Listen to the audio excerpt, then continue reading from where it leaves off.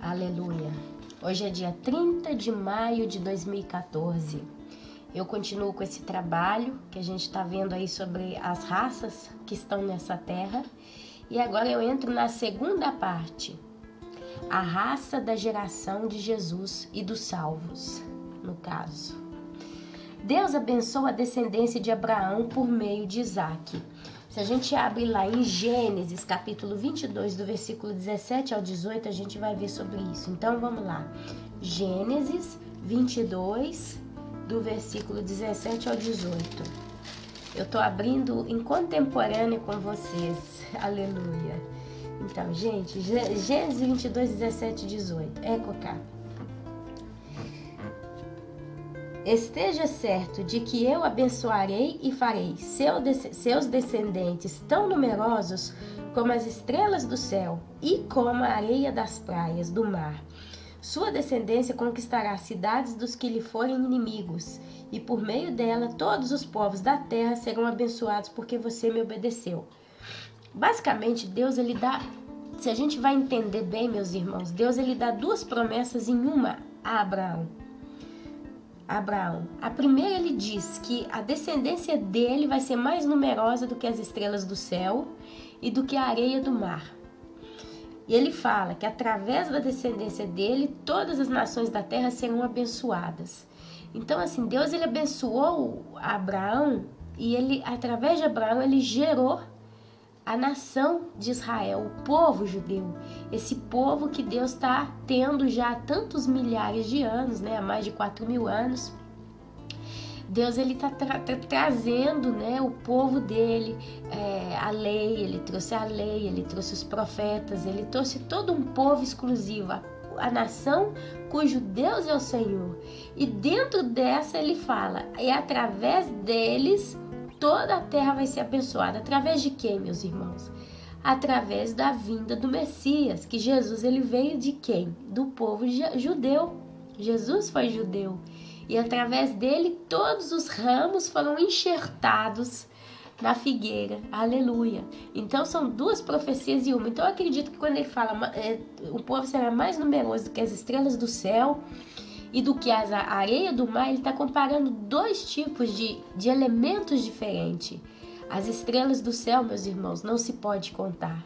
Por mais incrível que pareça, não se pode contar as estrelas do céu.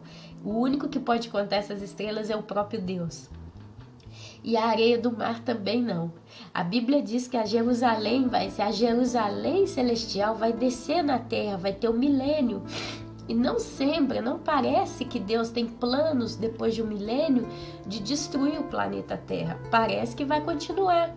E já o milênio, né, vai ter toda uma nação. E a Bíblia diz que o povo judeu vai ser sacerdotes de Deus. Eles vão aceitar Jesus ali naquele momento do Armagedon. E eles vão ser uma nação de sacerdotes nesta terra. Então a terra está com os judeus. Mas a Bíblia fala também, né, da multidão dos salvos em Cristo. E eu creio que ele está comparando essa multidão com as estrelas do céu, que não se pode contar, uma multidão numerosa.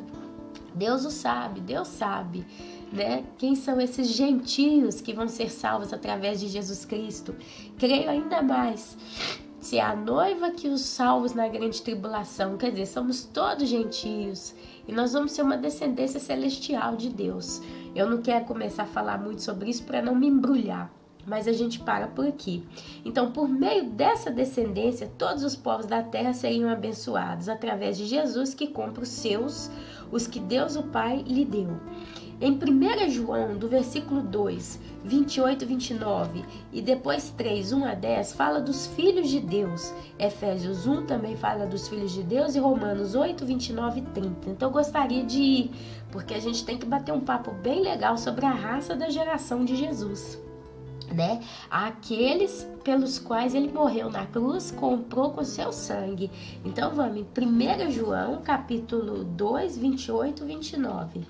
Vocês me perdoam, eu tô um pouco resfriada, já tô sarando do resfriado, mas eu tô com o nariz tampado, a garganta não tá indo legal, então vocês me perdoem a gravação que não tá muito boa. Mas vamos acompanhar. 1 João, capítulo 2, 28 e 29, é aqui. Estamos aqui. Eu falo é coquá, é italiano, é um modo de falar. 28 e 29, achei. Os filhos de Deus, filhinhos, agora permaneçam nele, para que quando ele se manifestar, tenhamos confiança e não sejamos envergonhados diante dele na sua vinda. Se vocês sabem que ele é justo, saibam também que todo aquele que pratica a justiça é nascido dele. Depois 3, que continua do 1 ao 10, sempre lá. Vejam como é grande o amor que o Pai nos concedeu, sermos chamados filhos de Deus, o que de fato somos. Por isso o mundo não nos conhece, porque não o conheceu. Amados, agora somos filhos de Deus, e ainda não se manifestou o que havemos de ser. Mas sabemos que, quando ele se manifestar, seremos semelhantes a ele, pois o veremos como ele é. Todo aquele que nele tem esta esperança, purifica-se a si mesmo, assim como ele é puro. Todo aquele que pratica o pecado transgride a lei. De fato, o pecado é a transgressão da lei. Vocês sabem que ele se manifestou para tirar os nossos pecados, e nele não há pecado. Todo aquele que nele permanece não está no pecado. Todo aquele que está no pecado não o viu nem o conheceu. Filhinhos, não deixem que ninguém os engane. Aquele que pratica a justiça é justo, assim como ele é justo. Aquele que pratica o pecado é do diabo, porque o diabo vem pecando desde o princípio. Para isso o Filho de Deus se manifestou, para destruir as obras do diabo. Todo aquele que é nascido de Deus não pratica o pecado, porque a semente de Deus permanece nele. Ele não pode estar no pecado, porque é nascido de Deus. Aleluia, meus irmãos. Desta forma sabemos quem são os filhos de Deus e quem são os filhos do diabo. Quem não pratica a justiça não procede de Deus, tampouco quem não ama seu irmão. Meus irmãos, a Bíblia diz que não tem um só que não peque, todos nós pecamos, mas ao mesmo tempo aqui ela está falando, né, que quem é filho da justiça não pratica o pecado. Então a palavra praticar, né, significa uma coisa feita de continuidade, continuamente. Então aqueles que pertencem a Deus, eles não praticam o pecado, eles não estão continuamente pecando. Basta você pegar uma pessoa ímpia, uma pessoa que não tem a vida no altar de Deus, que não entregou realmente o seu coração nas mãos de Jesus, e aquela que o fez, que entregou o coração na mão de Jesus e tem Deus. Se você pudesse observar o dia a dia dessas pessoas, aquela que não tem Deus, ela peca o tempo todo. Ela fala mentira, ela faz calúnia, ela fuma. Eu falo muito do cigarro porque é um pecado fumar, porque você está prejudicando o seu templo, o seu corpo, você está se destruindo. Deus te deu saúde, você destrói a sua saúde, você está se matando. Então ela fuma, ela bebe, ela usa droga, ela assiste porcaria na televisão, ela ouve porcaria, porque hoje a gente tem tanta porcaria para escutar, basta escolher a categoria. O modo que ela se veste, as coisas que ela pensa, quer dizer, a mente de uma pessoa que não tem Deus, ela está constantemente praticando coisas erradas, coisas com falta de responsabilidade. Ela já levanta de manhã com pensamentos maus, ela não vê a hora de começar a falar da vida de alguém, e ela tem prazer e ela começa a crescer naquilo com tanta satisfação. Ela não vê a hora de não achar que tem nada a ver tantas coisas que são tão perigosas. Se é uma pessoa que tem filhos, ela peca quando ela deixa os filhos dela de qualquer jeito. Deixa ela ver o desenho que ela quer, deixa ela jogar com o brinquedo que ela quer. São pessoas que não pensam, meus irmãos, são pessoas que não estão realmente preocupadas, que a palavra é essa, preocupadas com o seu dia a dia. Elas acham que pecar para elas é pegar um revólver, uma faca e matar uma pessoa. Ou então roubar um banco, uma banca de revista. Isso para elas é pecado. Para elas, pecado é se ela está casada, ela pular a cerca com outra pessoa. Ainda tem essas pessoas que pensam que isso é pecado, menos mal, porque está chegando num ponto que já nem isso mais é tão considerado pecado. E etc. E uma pessoa que tem a vida no altar de Deus, o que ela faz? Ela levanta de manhã, o primeiro pensamento não é de falar da vida dos outros, mas é de ler a Bíblia, ou de ouvir uma pregação, ou de fazer uma oração. Ela simplesmente pensa em Deus, na pessoa de Deus. Ela começa a ficar ali o dia inteiro com a cabeça naquilo, sabe? E aí ela vai ter as atividades dela, ela vai procurar fazer sempre com o coração, ela vai procurar sempre fazer o seu melhor, porque ela tem o coração no altar do Senhor. E se no dia a dia dela ela tropeça, pé que cai, ela se sente triste, ela se sente mal, ela se sente quase que depressiva. Ela precisa arrumar a vida com Deus, sabe? Tá bem com Deus é a prioridade na vida daquele que a Deus pertence. Então, meus irmãos, é isso que está falando. Aquele que pratica o pecado é do diabo, porque o diabo vem pecando. Olha cá, como que eles colocam nessa pequena parte da frase, vem pecando. Desde o princípio. Para isso o Filho de Deus, Jesus, se manifestou, para destruir as obras do diabo. Porque Jesus, quando ele se manifestou, ele deu o Espírito Santo. E aqui ele explica, olha, todo aquele que é nascido de Deus não pratica o pecado, porque a semente de Deus permanece nele. O que é a semente de Deus, meus irmãos? É o selo, é o Espírito Santo do próprio Deus que entra dentro do coração daquele que é salvo. A Bíblia diz que é o Espírito Santo que nos convence do pecado. Então, se uma pessoa não tem o Espírito Santo no coração, como que ela pode levar a sério uma coisa que é pecado e uma que não é? Para ela é tudo normal. E ela ainda acha que está bem, que está indo para o céu.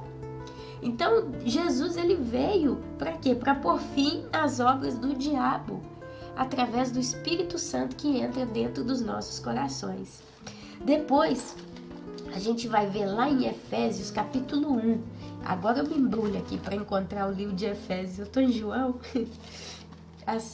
Sim. Efésios, capítulo 1, hein? Olha lá o que diz, todo o capítulo 1. As bênçãos espirituais em Cristo. Eu estou pegando a partir do versículo 3. Bendito seja o Deus Pai de nosso Senhor Jesus Cristo, que nos abençoou com todas as bênçãos espirituais nas regiões celestiais em Cristo. Porque Deus nos escolheu nele antes da criação do mundo, para sermos santos e irrepreensíveis em sua presença. Em amor nos predestinou para sermos adotados como filhos, por meio de Jesus Cristo, conforme o bom propósito de sua vontade, para o louvor da sua gloriosa graça, a qual nos deu gratuitamente no amado. Agora, Deus, ele nos escolheu antes da criação do mundo, nos predestinou, nos elegeu, justo? Ele nos escolheu no próprio Deus, porque Deus nos escolheu nele, antes da criação do mundo, para sermos santos, quer dizer, separados e irrepreensíveis em sua presença. Quando que nós estamos na presença de Deus? Quando nós estamos com o Espírito Santo em nós, então nós somos irrepreensíveis. Em amor nos predestinou, olha, em amor nos predestinou para sermos adotados como filhos por meio de Jesus Cristo, conforme o bom propósito da sua vontade, para o louvor da sua gloriosa graça. A graça de Deus é louvada através desse tipo de processo. Ele nos escolheu. Nós estamos debaixo da graça, a qual nos deu gratuitamente no amado. Nele temos a redenção por meio do seu sangue, o perdão dos pecados, de acordo com as riquezas da graça de Deus, a qual ele derramou sobre nós com toda a sabedoria e entendimento. Olha, Deus ele derramou sobre nós toda a sabedoria, com toda a sabedoria e entendimento. Tudo que Deus dá ao teu filho, aos seus filhos, ele deu com sabedoria e entendimento. E nos revelou o mistério da sua vontade, de acordo com o bom propósito que ele estabeleceu em Cristo. Isto é, de fazer convergir em Cristo todas as coisas celestiais e terrenas, na dispensação da plenitude dos tempos. Olha, então Deus vai fazer convergir em Cristo todas as coisas celestiais ou terrenas na dispensação da plenitude dos tempos. Vai chegar um dia que Deus, ele vai convergir todas as coisas no nosso Senhor Jesus Cristo. Nele fomos também escolhidos, tendo sido predestinados conforme o plano daquele que faz todas as coisas segundo o propósito da sua vontade, a fim de que nós, os que primeiro esperamos em Cristo, sejamos para o louvor da sua glória. É para isso que nós somos, para o louvor da glória, né, de Deus.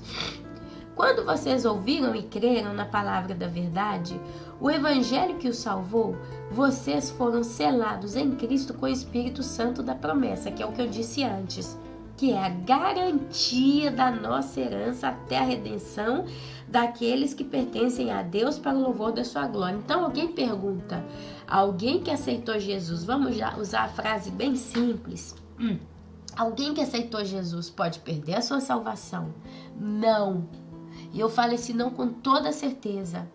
Aqueles que Deus predestinou antes da criação do mundo, que Ele escolheu nele mesmo, e Ele selou com o Espírito Santo, essas pessoas estão seladas. Então não tem nada que nos separe do amor de Deus, de Cristo. A Bíblia fala isso. Nós somos promessa, nós somos herança de Deus. Então os santos, eles pecam. O próprio apóstolo Paulo dizia tanto que ele pecava, ele era um pecador. Mas o selo do Espírito Santo, meus irmãos, ele continua em nós. E ele vai estar sempre trabalhando para que nós possamos consertar com Deus. E é por isso que quando o santo de Deus peca, ele fica desesperado. Ele perde o chão. Ele fica louco. Enquanto ele não acerta com Deus, ele não tem paz. Porque o Espírito Santo está trabalhando nele. Então vocês me perguntam, quem são essas pessoas então que diz, né? Vigiai para que não perca a tua coroa, para não apagar o Espírito Santo em você. Eu creio, meus irmãos, que esse caso, e aqui eu tô falando uma opinião minha, tá? Se eu tiver errada, que vocês me corrijam. Mas eu creio que o Espírito Santo, ele paira sobre muitas pessoas, mas ele ainda não entrou, ele ainda não selou. A Bíblia diz que Deus, ele coloca os anjos ao derredor daqueles que o amam. Tem pessoas que ainda não aceitaram, vamos dizer nessa frase, ainda não são de Jesus, ainda não aceitaram a Jesus, ainda não entraram na decisão. Mas são pessoas que Deus já predestinou desde a criação do mundo, por um motivo que só Deus sabe. Então o Espírito Santo, ele paira sobre essas pessoas. Eu lembro da minha vida, antes de eu me converter, eu era católica, eu ficava pingando de igreja em igreja, batendo o joelho diante de santo. E eu tinha um aperto no meu coração tão grande, porque eu queria encontrar Deus. Mas o Espírito Santo ainda não tinha entrado, porque ainda não tinha vivido o arrependimento na minha vida. Eu sei o momento exato que o Espírito Santo entrou. Eu sei o momento exato que Deus me selou, meus irmãos. E eu te digo qual é esse momento. Foi quando eu realmente me arrependi, caí em lágrimas e chorava e pedia perdão. Quer dizer, há uns minutos antes eu estava chorando porque eu estava achando que eu estava sofrendo. E que eu precisava que Deus resolvesse meu problema. Uns minutos depois eu já estava chorando porque eu era uma pecadora, uma suja, uma desgraçada. Aqueles problemas que eu achava tão importantes na minha vida, naquele momento já não tinham valor nenhum. Porque a minha própria vida diante de Deus era uma ofensa. E eu comecei a chorar e naquele momento o Espírito Santo estava me curando. Até que ele entrou. Porque no final do arrependimento, na hora que eu já não tinha mais o que pedir perdão, eu comecei a entrar na minha vida. Porque eu sozinha não posso. Não tenho como continuar. Se o Senhor não me ajudar, eu não valho nada e eu vou morrer. Eu falava morrer, mas na realidade eu estava indo para o inferno. Mas eu não tinha nem consciência disso. E ali, naquele momento, o Espírito Santo trouxe um consolo. Sabe? Ele trouxe arrependimento, ele pairou sobre mim. Mas na hora que eu clamei do fundo do meu coração, meus irmãos, eu tenho certeza, naquele momento, aquele Espírito Santo de Deus que pairava sobre a minha vida, ele entrou dentro do meu coração e eu fui selada naquele momento. E naquele momento, meus irmãos, nunca mais eu me separei de Deus. Eu caí várias vezes no meu processo de conversão, foram mais de 15 anos. Quanto tropeço, quanto pecado, quanto erro, mas o Espírito Santo sempre me levantou. Ele sempre consertou, ele sempre me trouxe a acertar as contas com Deus. A chegar num ponto que teve um dia que eu até sonhei. Eu pecava, né? Eu estava fora da linha com Deus, vamos dizer assim. Eu tive um sonho que eu fui chamada numa mesa de reunião. Era uma sala, toda de vidro fumê, aqueles janelão de vidro maravilhosos, meus irmãos. A sala era toda branquinha, o chão era de madeira, de madeira sintecada, tinha uma mesa de vidro linda, escura, e tinham algumas pessoas como conselheiras, né? Pessoas, juízes ali, sentados naquela mesa, com papel na mão. E eu cheguei naquela sala ali, toda como é que é, né? E eles não falavam nada, eles só mostravam para mim aquelas cartas nas mãos. E na hora que eu subi para aquele lugar, era no último andar daquele lugar, uma torre. Na hora que eu subia, de fora, eu via a torre toda branquinha. Mas na hora que eu subia as escadas para subir até aquele andar onde tinham aquelas pessoas que estavam me esperando, as paredes estavam todas no tijolo, meus irmãos. E eu olhava e falava, como é engraçado, né? De fora tá tudo acabado, tudo pronto. Era uma torre no meio de uma floresta maravilhosa, linda, verde, verde, verde, um céu azul. E aquela torre estava plantada ali naquele local. Só que na hora que eu entro pela porta e começo a subir, era tudo tijolo, aquele tijolo vermelho. Aqueles tijolos que tem buraco, tem defeito, né? E precisa ter um reboco, precisa ser pintado, precisa ter o acabamento final. E aí na hora que eu cheguei no último andar, estava tudo terminado e tinham aqueles, eu chamo juízes. E eles olhavam para mim, eram todos vestidos de modo social, terno, gravata, as mulheres. Tinha uma mulher no sonho, ela estava toda séria, vestida de modo muito formal. E eles olhavam para mim, balançavam a cabeça no sentido, não tá indo legal. E folheavam aqueles papéis. No dia seguinte eu acordo e eu lembro, meu Deus, por que eu sonhei isso? E aí Deus me revela, essa é a sua vida. Por fora já está tudo pronto. Você está plantada no meu jardim, o jardim da minha justiça e da minha graça. O último andar é o cabeça, né? A cabeça, o posto, o local onde se faz todas as decisões finais. Tem aquelas pessoas que estão ali te mostrando que você ainda não está com a vida no eixo. E aquela parte interna era a minha vida, as partes da minha vida que ainda estavam sem terminar, sem concluir, sem acabamento. Eu gostaria hoje que Deus me desse o mesmo sonho de todo o meu coração. Eu falo para vocês, como será que eu iria ver aquela torre? Porque era uma torre, né? Era um pilar. E a Bíblia diz que nós somos como pilares nas mãos dele. Então eu gostaria de ver hoje aqueles tijolos, como é que tá? Será que já tá rebocado pelo menos? Ainda talvez não tá pintado, mas como será? Então o Espírito Santo, meus irmãos, ele não nos deixa ser separados de Deus. Isso vocês podem ter certeza. Se você que está me ouvindo é uma pessoa realmente que foi salva em Jesus, não tem nada que vai te separar. Aí você vai falar, então não vou preocupar e vou pecar. Se você pensa assim, você não foi selado pelo Espírito Santo. Porque o temor de Deus é um grande dos frutos do Espírito Santo. O temor de Deus é o princípio para que nós não pequemos. E é Deus que coloca o temor no nosso coração. Então só de querer pensar em pecar para testar a Deus, a gente já não tem estrutura para fazer. Porque a palavra de Deus diz, nós somos separados, nós somos selados, nós estamos vacinados contra o mal. O pecado na vida de um cristão é acidente. E ele acontece, mas nós estamos esperando a plenitude dos séculos, quando Deus ele vai nos glorificar agora já no arrebatamento. Né? Nós que vamos subir como a noiva de Cristo, nós vamos subir e vamos ser transformados completamente. Então eu pedi Efésios capítulo 1, então tem agora alguma coisa para ler, olha, ação de graças e oração. Por essa razão, desde que eu ouvi falar da fé que vocês têm no Senhor Jesus e do amor que demonstram para com todos os santos, não deixo de dar graças por vocês, mencionando-os em minhas orações. Peço que o Deus do nosso Senhor Jesus Cristo, glorioso Pai, lhes dê espírito de sabedoria e de revelação, no pleno conhecimento dele. Oro também para que os olhos de coração de vocês sejam iluminados, a fim de que vocês conheçam a esperança para a qual ele os chamou, as riquezas da gloriosa herança dele nos santos, a incomparável grandeza do seu poder para conosco, os que cremos, conforme a atuação da sua poderosa força. Esse poder ele exerceu em Cristo, ressuscitando-o dos mortos e fazendo-o assentar-se à sua direita, nas regiões celestiais, muito acima de todo governo e autoridade, poder e domínio e de todo nome que se possa mencionar, não apenas nesta era, mas também na que há de vir. Deus colocou todas as coisas debaixo de seus pés e o designou cabeça de todas as coisas para a igreja, que é o seu corpo, a plenitude daquele que enche todas as coisas em toda e qualquer circunstância. Aleluia, glória a Deus. E aí a gente vai lá em Romanos, capítulo 8, no versículo 29 ao 30. Olha que bênção que Deus escreve, né? Que Deus ele deixa para nós ali, do 29 ao 30.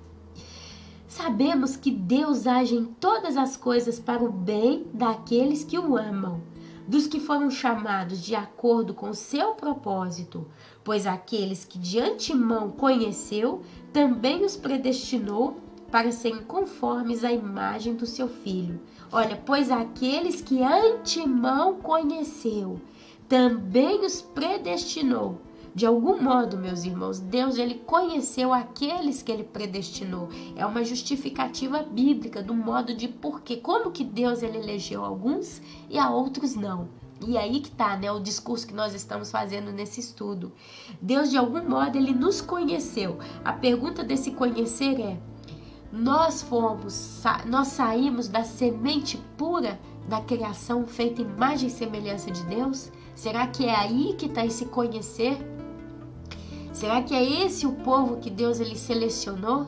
Porque se a gente vê lá de Abraão, Abraão teve Isaac, Isaac foi pai de Jacó e de Esaú. Deus escolhe Jacó. Jacó era melhor que Esaú? Não. Esaú vendeu a sua primogenitura, tem toda aquela história. Mas Jacó, ele nunca foi um homem 100%. Depois, quando Deus, depois de alguns anos, trabalha a vida de Jacó, né? Deus o chama de Israel. E ali Jacó tinha mudado a personalidade. Depois que Jacó luta com Deus, parece que Jacó entendeu realmente o que ele tinha diante deles. Depois vai passando a geração de Jacó, passa, a gente chega lá no rei Davi, que foi selecionado de tantos irmãos. A história conta que todos eram muito fortes, muito saudáveis, robustos, e Davi era um miudinho, né? Um ruivo, todo miudinho, menino pequeno, pastor de ovelhas. E aí Deus escolhe Davi, unge a Davi. E a Bíblia diz, né? O rei Saul tinha sido eleito o rei de Israel e não era o rei justo, e Davi pega o lugar do rei Saul. E Davi governa por 40 anos, se eu não me engano. Posso estar falando besteira, mas alguma coisa assim. E passam-se os anos. E de Davi, Deus promete que viria o Salvador, que foi Jesus. E Davi sempre profetizou sobre Jesus. E aí a gente chega em Jesus, que veio da semente do próprio Deus no ventre de Maria. Né? Jesus ele não foi concebido por José. José não se deitou com Maria. Mas ele era da geração de Davi. José era da família genealógica de Davi, mas Maria foi a mulher a qual José, né, teve. Porém, antes que José tocasse em Maria, veio o anjo do Senhor, anunciou que Maria estava grávida. Nasce Jesus, herda o nome de José, seu pai, e continua na linhagem, né? Na linhagem lá de Abraão. E Jesus, ele veio do Espírito, né? Ele veio espiritualmente, ele veio sem pecado nenhum, mas ele veio judeu. Então Deus ele foi selecionando até chegar em Jesus. E de Jesus nasceram os filhos herdeiros. Esses que a Bíblia diz que foram enxertados na oliveira, que são os gentios, que nós fomos tomados por herança. Nós fomos comprados pelo sangue de Jesus que nos lavou. Então nós somos da família de Deus, pertencente, né, a esse grupo de salvos, através da promessa que Deus fez a Abraão, que da promessa depois que ele fez a Davi, que mandaria o Salvador, que o reino dele seria perpétuo, porque Jesus é o rei dos reis, o Senhor dos senhores. Ele vai governar por toda a eternidade. Então olha para vocês verem como que Deus ele sempre foi selecionando, separando famílias, homens, gerações, e ele foi trazendo até Jesus. E de Jesus ele deu o sangue dele na cruz, e a partir daquele momento foi aberta o tempo da graça. e Deus começa a salvar os gentios, né? O apóstolo Paulo foi o primeiro apóstolo que saiu mundo afora pregando aos gentios. E todos aqueles que aceitaram a mensagem da cruz e aceitavam e se arrependiam eram selados pelo Espírito Santo através do batismo. Não só o batismo de falar em língua, dom de maravilha, mas o batismo que comprova dentro do nosso coração, como eu disse antes, a salvação em Cristo. Aleluia.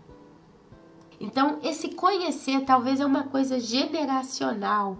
Talvez esse conhecer, porque se a gente fala que Deus ele predestinou uma pessoa porque sabia que lá na frente essa pessoa ia aceitar Jesus, ia ser santa, ia aceitar todo o trabalho como ele é, então aí não estava na graça de Deus, estava na graça do homem. Eu conheci o Pedrinho, e o Pedrinho lá na frente vai aceitar Jesus, vai se arrepender, vai viver uma vida reta. Então não é pelo mérito da graça, mas é pelo mérito das obras do Pedrinho, da natureza do Pedrinho. Então talvez esse antemão conheceu está relacionado com uma genealogia daqueles que vão ser os salvos. Nem todo Israel será salvo, mas só aqueles que pertencem aos escolhidos de Deus no meio do povo de Israel, tá? Semente de Abraão. Então Deus ele foi sempre selecionando um povo, penso que de modo genético, que talvez de algum modo temos em nós algo genético, algo genealógico que Deus já colocou em nós lá no início e que vem sendo traçado de geração em geração e não se perdeu. Pode ser isso, porque aqui está falando, pois aqueles que de antemão conheceu, também os predestinou, já selou, já separou, para serem conformes à imagem do seu Filho. A gente só pode ser imagem ao Filho de Deus se nós temos a natureza de Deus, que é o que ele falou lá na frente, lá no livro de Efésios. E a gente só vai ser imagem de Deus se o Espírito Santo de Deus vier e nos selar. Então tem toda uma coisa natural, de natureza aí nesse negócio. Posso estar falando besteira, meus irmãos. Posso estar falando besteira. E o intuito desse estudo é isso, é trazer as pessoas, trazer inclusive a mim mesma a pensar sobre isso. Porque Deus ele vai revelando as coisas, ele vai nos dando sabedoria. Quem sabe eu estou acertando nesse palpite aqui, eu estou falando de um modo muito claro com vocês, né? Então olha, pois aqueles que de antemão conheceu também os predestinou para serem conformes à imagem do seu Filho, a fim de que ele seja o primogênito entre muitos irmãos. E aos quais predestinou, também chamou. E os que chamou, também justificou. Aos que justificou, também glorificou. Então, o modo como Deus ele escolhe o seu povo não se sabe. A Bíblia, se ela traz esse entendimento, ela traz através do Espírito Santo. Eu estou só julgando, né, com a possibilidade dessa palavra, conheceu. Talvez está ligado uma coisa de genética, mas é uma genética espiritual, é uma genética que só Deus sabe. Porque a gente está vendo aí como que os seres humanos eles vão se distinguindo entre eles no passar da vida. Meus irmãos, eu não sei de todo o meu coração, mas a gente tem que tentar, né, entender a palavra de Deus, a gente tem que buscar entender realmente. Então, isto é, a raça humana, ela onde estão todos os seres humanos criados à imagem e semelhança de Deus, dentre os quais elegeu nele, antes da fundação do mundo, aqueles que são de Cristo. Romanos, capítulo 8, do versículo 28 ao 34. Então, vamos lá, Romanos 8, 28 a 34, que eu comecei, né, lendo, parei no 31. Que diremos, pois, diante dessas coisas? Se Deus é por nós, quem será contra nós? Aquele que não poupou seu próprio Filho, mas o entregou por todos nós, como não nos dará juntamente com ele e de graça todas as coisas? Quem fará alguma acusação contra os escolhidos de Deus? É Deus quem os justifica. Quem os condenará? Foi Cristo Jesus que morreu, e mais, que ressuscitou e está à direita de Deus, e também intercede por nós. Quem nos separará do amor de Cristo? Será a tribulação ou a angústia? Ou a perseguição, ou a fome, a nudez, o perigo da espada, ou a espada? O perigo ou a espada? Como está escrito: Por amor de ti, enfrentamos a morte todos os dias. Somos considerados como ovelhas destinadas ao matador. Então, meus irmãos, a gente falou da primeira chamada raça, a raça adâmica, justo? A raça adâmica, que é de onde nasceram todos os homens e todas as mulheres. Agora a gente pega aí a raça de Jesus, a geração de Jesus, a raça que foi salva através do sangue de Jesus. E até mesmo aqueles que creram em Jesus antes da própria vinda de Jesus. Um exemplo disso é Davi, outro exemplo é Abraão, né? Todos os santos do Velho Testamento, todos eles esperavam um Salvador, o seu Redentor, a ponto que a Bíblia diz que Jesus morreu e ele ressuscitou, mas ele desceu à mansão dos mortos e levou consigo o cativeiro. A Bíblia fala do seio de Abraão, que estava abaixo, no Hades. Hades era a habitação dos mortos. Então se crê que até antes que Jesus tenha morrido na cruz, todos os santos que morreram esperando o seu Redentor, no caso sempre Jesus Cristo, eles morreram e eles desceram à mansão dos mortos. Basta você ler lá em Salmos todo o tempo, Davi dizendo: não permita que eu desça ao abismo, a mansão dos mortos. Não deixe que meus ossos fiquem lá por toda a eternidade. Os Salmos, ele relata muito sobre isso. Então, se crê que quando Jesus morre, ele desce à mansão dos mortos e ele leva consigo o cativeiro, esse local, essa parte do Hades, aonde se encontravam os santos que morreram na esperança de Jesus. Eles creram, como nós cremos hoje. Todos eles acreditavam que viria o Salvador. Tanto é que todos profetizaram sobre ele. Você vê lá Isaías, Jeremias, quanto eles profetizaram sobre a vida. Ezequiel, Daniel, todos, meus irmãos, eles profetizaram a vida do seu Salvador. Então Jesus os levou com eles. Então nós somos essa geração de Cristo. A geração de Cristo é a geração que pertence a Jesus porque creu que ele é o nosso único e exclusivo Salvador. Nós cremos nisso por quê? Porque Deus, pela sua graça, ele nos escolheu, ele nos predestinou antes da criação do mundo. Ele nos elegeu antes mesmo que nós saíssemos do ventre da nossa mãe. E ele nos predestinou, ele nos chamou. Aqui está falando que nós fomos chamados, nós fomos justificados. Quando que nós fomos justificados? Quando o Espírito Santo nos sela, quando nós entramos em acordo que o sangue de Jesus é a única coisa que pode lavar os nossos pecados e nos pode justificá-los diante de Deus e pode trazer para nós a segurança, a garantia de que nós não seremos mais separados dessa fé. Aquele que peca, meus irmãos, e que acredita que tem Jesus na vida dele, ele não tem o selo do Espírito Santo. Eu acredito que ele tem o Espírito Santo que paira sobre ele, mas eu não acredito que o Espírito Santo de Deus habita nele, porque se o Espírito Santo de Deus ele habita em você, você é justificado a cada dia e é o Espírito Santo que intercede por você com gemidos inexprimíveis e ele vai completar a obra que começou. A Bíblia diz: Cristo vai terminar a obra que ele começou em vós. E nós vamos ser justificados a cada dia, até o dia que nós seremos glorificados em Cristo. E assim como dizia o apóstolo, a gente leu em todos esses textos aqui, receberemos o corpo glorificado, um corpo que não vai ter mais pecado, que não vai ter mais intenção de pecar, que não tropeçará mais, que não vai ter mais necessidade de nada.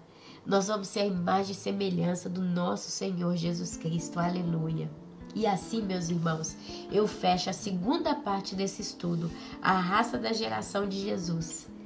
O modo pelo qual Deus nos elegeu, isso aí até então é um mistério. Apesar de eu ter defendido a hipótese de alguma coisa genética lá em Deus, que Deus nos separou de algum modo através de gerações e gerações, ele foi separando o seu povo de algum modo, eu não sei como. Pode ser uma hipótese,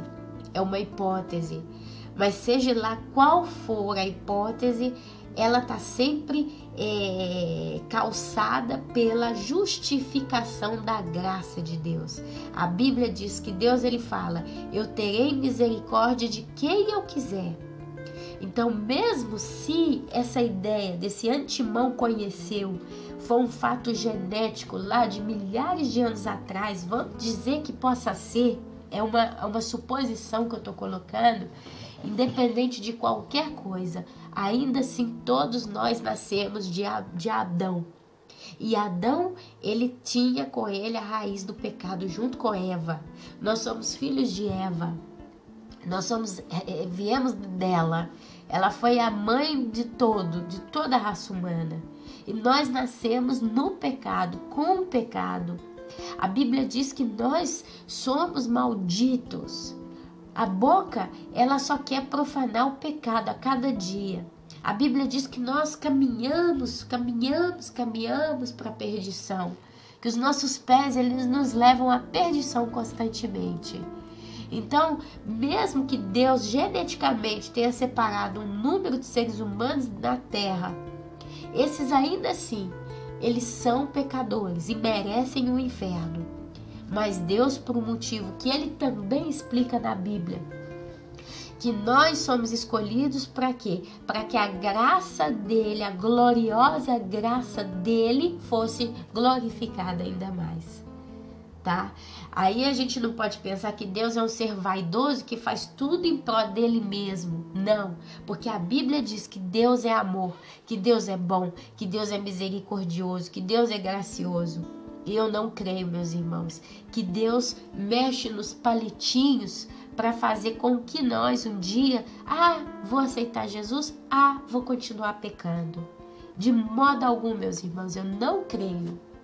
Seja como for, seja lá o modo como Deus ele traz para ele os seus escolhidos e o modo pelo qual ele selecionou esse grupo de pessoas que nós não sabemos quem é, porque todos nós somos tremendamente pecadores, não se sabe.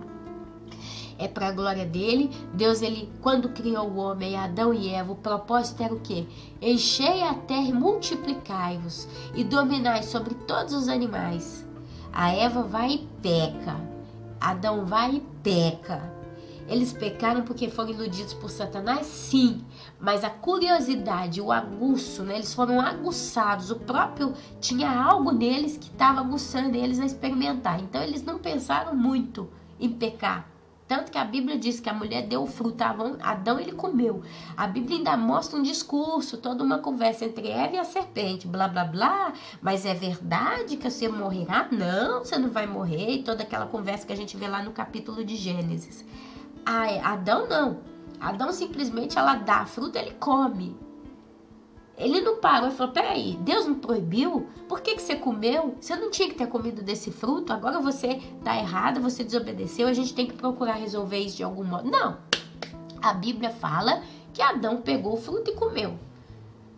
Então, meus irmãos, nós somos uma raça caída. E é pura e plena misericórdia de Deus escolher nessa raça caída aqueles que Ele escolhe. E em vez de eu ficar lamentando, por que então Deus não escolheu pessoa A, pessoa B, pessoa C? Eu tenho que glorificar a Deus porque Ele me escolheu. Eu tenho que agradecer a Deus, obrigada, porque o Senhor teve a sua misericórdia na minha vida. Porque eu podia hoje, eu já estar no inferno, estar condenado a Ele. Porque todos nós, meus irmãos, merecemos isso. Então, se Deus ele quis ter misericórdia da sua vida, levanta as mãos para o céu. Bate o joelho no chão e agradeça, porque você foi contemplado pela graça do soberano Deus. E que nós possamos honrar a Deus com a nossa vida, ainda que a maior e mais linda das nossas obras sejam diante dele como pano de imundícia, trapo de imundícia, mas que nós na nossa limitação humana, né, na nossa natureza caída, na nossa impotência, possamos ter um coração desejoso de agradar a Deus. Porque a Bíblia diz que Deus ele vê os nossos corações, não só as nossas obras, Ele vê os nossos corações. Então, quando Ele vê o teu coração, que Ele venha ver um coração realmente feliz, satisfeito, abençoado, esperando realmente com tanta expectativa fazer um sorriso na boca de Deus. Que nós possamos viver assim. Então, assim eu concluo essa segunda parte do estudo. E a terceira, a gente vai entrar aí, a raça híbrida, ou os antigos chamados nefilins. É a terceira raça que eu encontrei na Bíblia, que a igreja, os pastores e tantos têm estudado sobre ela. Amém?